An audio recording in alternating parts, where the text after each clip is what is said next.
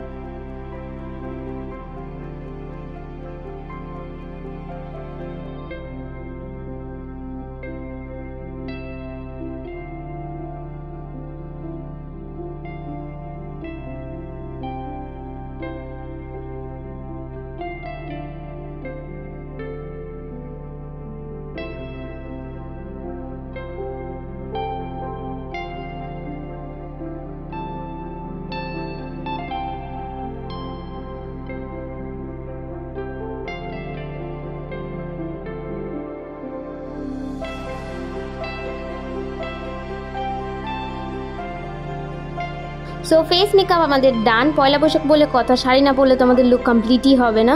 So চলো শাড়ি পরে আবার দেখা হচ্ছে। 1 2 3।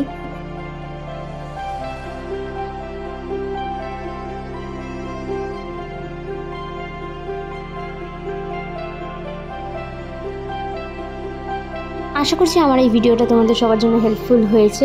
আর যদি ভিডিওটা ভালো লাগে থাকে তো লাইক শেয়ার সাবস্ক্রাইব করতে কিন্তু ভুলো না।